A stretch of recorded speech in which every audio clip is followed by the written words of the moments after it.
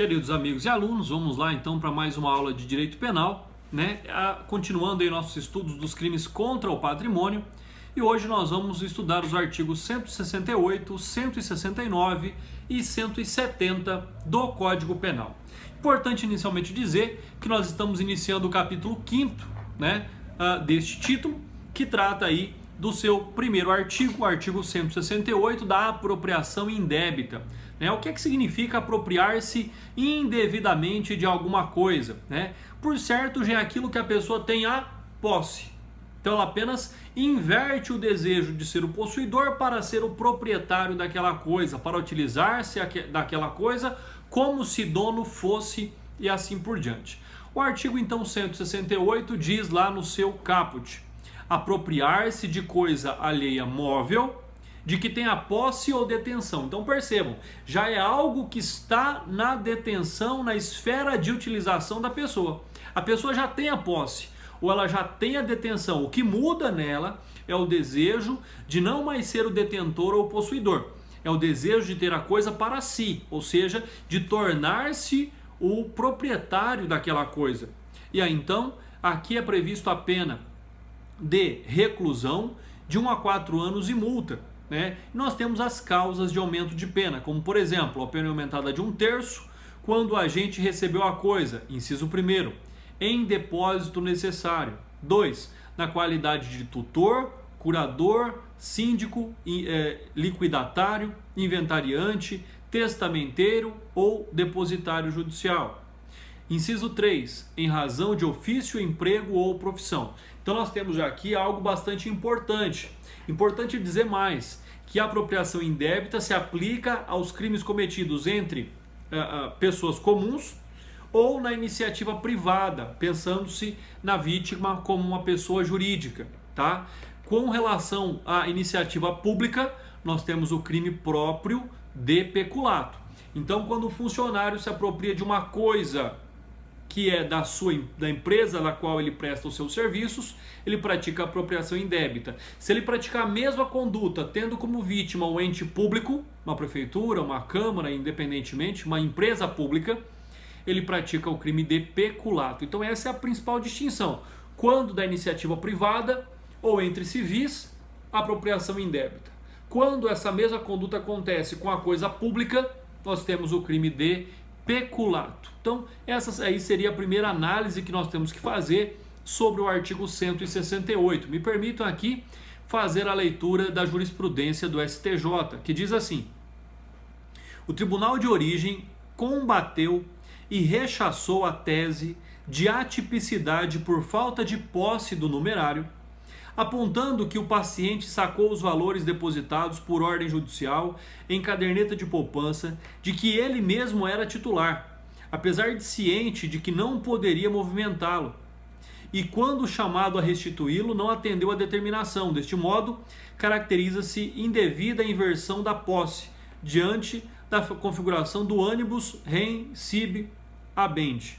Então, no caso aqui, como a coisa já era própria, por mais que ele não pudesse movimentar, não estaria configurado aqui a apropriação indébita, até porque ele foi autorizado a tomar a posse ou utilizar aquilo que já lhe pertencia.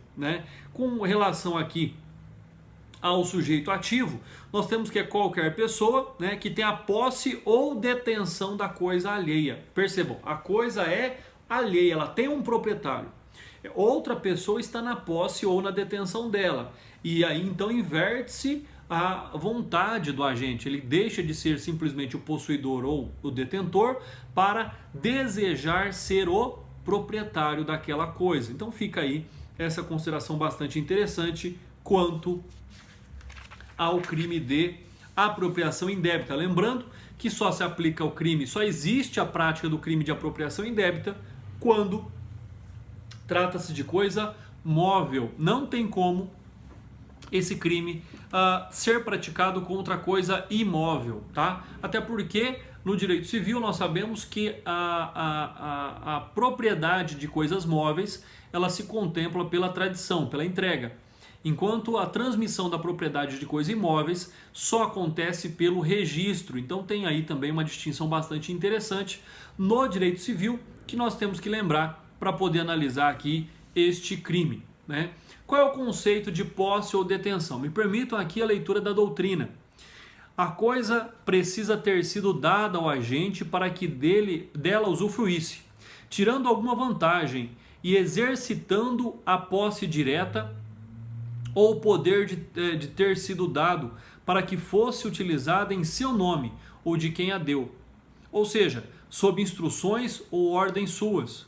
A posse ou a detenção devem existir previamente ao crime e precisam ser legítimas. Então o ato ali dele ter a posse, dele ter a detenção da coisa, não se contesta, eram legais, eram legítimos. Esse é um pressuposto para que possa existir a apropriação indébita, para que possa esse crime existir.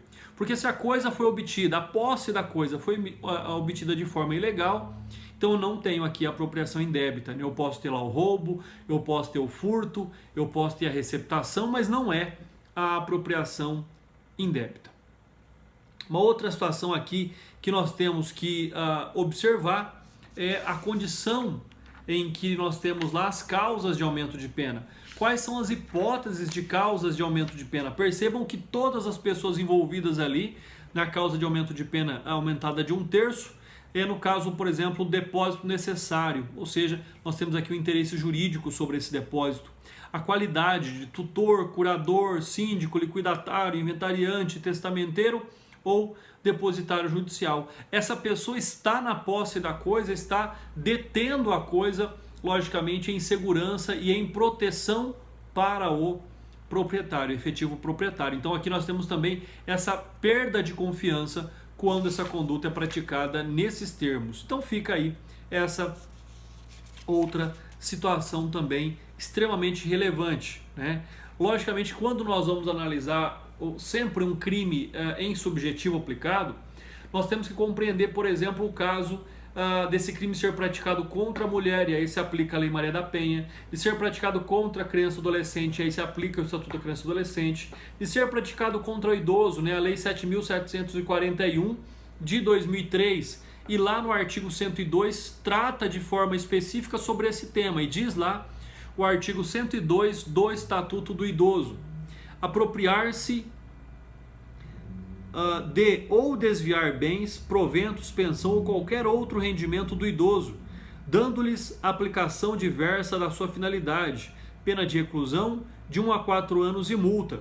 Então nós temos aí um tópico específico para o caso da apropriação indébita sobre a coisa do idoso. Então esse também é aí uma questão bastante importante. Pessoal, artigo 168A, o que é que ele diz? Apropriação indébita previdenciária. Olha só o que significa aqui esse contexto. Olha o que diz o artigo 168A. Deixar de repassar à Previdência Social as contribuições recolhidas dos contribuintes no prazo e forma legal ou convencional, pena de reclusão de 2 a 5 anos e multa. O que significa dizer? Quando nós estudamos o direito previdenciário, nós sabemos que existe uma contribuição do indivíduo, em média 11%, né? Agora tivemos um reajuste de 14% de contribuição previdenciária. Quem paga essa contribuição previdenciária? O próprio empregado. Então o patrão está autorizado a descontar dos rendimentos do empregado essa porcentagem que será destinada à Previdência Social, em garantia a ele ser um segurado da Previdência. Então essa contribuição gera ao empregado uma segurança, seja uma pensão por morte desse segurado para os seus familiares, seja um auxílio-doença, auxílio-acidente, salário-maternidade. Então isso é fundamental, né? E logicamente o recolhimento para a aposentadoria futura. Mas é fundamental esse recolhimento. O artigo 168A trata exatamente disso, do empregador que desconta do empregado a contribuição previdenciária, se apropria dela e não repassa para o Instituto Nacional de Seguridade Social. É isso que está dizendo aqui o artigo 168, letra A. E ele continua dizendo: nas mesmas penas incorre quem deixar de, inciso 1º, recolher no prazo legal a contribuição ou outra importância destinada à Previdência Social que tenha sido descontada de pagamento efetuado assegurados a terceiros ou arrecadada do público. Inciso 2. Recolher contribuições devidas à Previdência Social que tenham integrado despesas contábeis ou custos relativos à venda de produtos ou à prestação de serviços, como acontecia, por exemplo, com relação ao Fundo Rural. Uma determinada quantia das notas fiscais rurais também são destinadas ali à Previdência Social. Inciso 3. Pagar benefício devido assegurado quando as respectivas cotas ou valores já tiverem sido reembolsados à empresa pela Previdência Social. Parágrafo 2º. É extinta a punibilidade se o agente espontaneamente declara, confessa e efetua o pagamento das contribuições, importâncias ou valores e presta as informações devidas à Previdência Social na forma definida em lei ou regulamento antes do início da ação fiscal. Então, existe aqui ainda uma situação que extingue a punibilidade, não extingue a ilicitude da conduta. Ele deixará de ser punido mesmo tendo praticado a ilicitude. É isso que diz aqui o parágrafo 2º.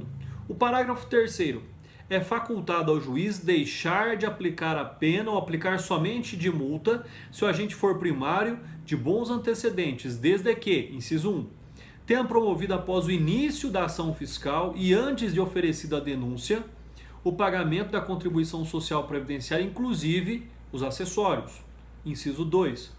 O valor das contribuições devidas, inclusive os acessórios, seja igual ou inferior àquele estabelecido pela Previdência Social administrativamente, como sendo, no mínimo, para o ajuizamento das execuções fiscais. Então, ali que esse valor seja nos termos do piso dessas ações. E parágrafo 4º. A faculdade prevista no parágrafo 3º deste artigo não se aplica aos casos de parcelamento de contribuições cujo valor, inclusive os acessórios, seja superior àquele estabelecido administrativamente, como sendo o mínimo para o ajuizamento das suas execuções fiscais. Então percebam aqui que o artigo 168A trata de um tema de relevante importância, principalmente para a proteção do trabalhador, do empregado, que é o direito a ele a ser segurado enquanto registrado, porque esse dinheiro é descontado do seu salário e é depositado, é recolhido pelo empregador em favor do INSS. Então, essa aqui é a grande conceituação do que se trata o artigo 168A do Código Penal. Então, quando nós analisamos essa situação, quando nós buscamos a compreensão desse crime, nós chegamos à conclusão de que esse é um crime que só pode ser praticado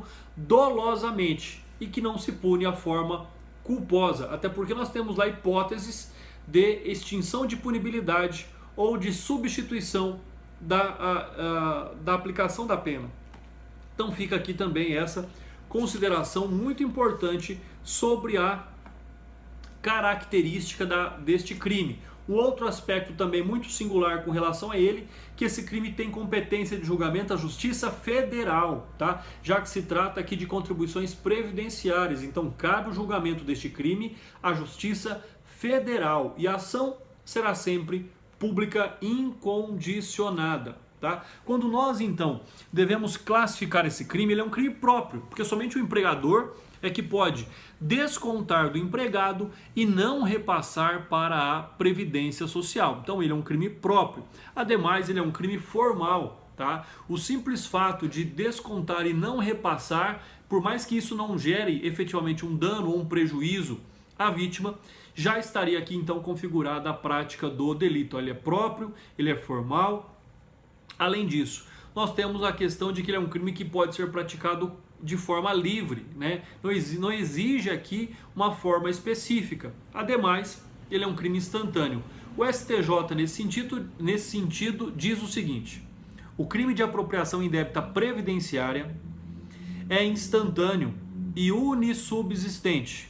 A cada vez que é ultrapassado em habeas o prazo para o recolhimento dos tributos, há a ocorrência de um novo delito. Assim, não prospera a tese de que a omissão no pagamento de contribuições referentes a meses diversos, mesmo que consecutivos, deve ser considerado como um crime só, cuja consumação se prolongou no tempo, e não como vários delitos em continuidade, como reconhecem a sentença condenatória e o acórdão que a manteve em apelação. Então o que nós temos aqui?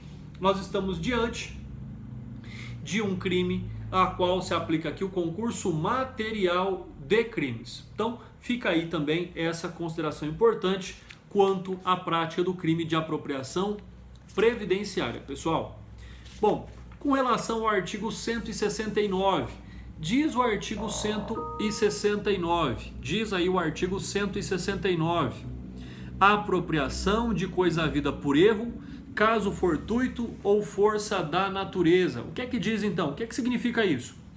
Apropriar-se alguém de coisa alheia vindo a seu poder por erro, caso fortuito ou força da natureza. Entregaram, por exemplo, um pacote na sua casa, você acaba pegando e se apropriando dele, né? Força da natureza, caso fortuito, caiu do céu algo lá na sua casa.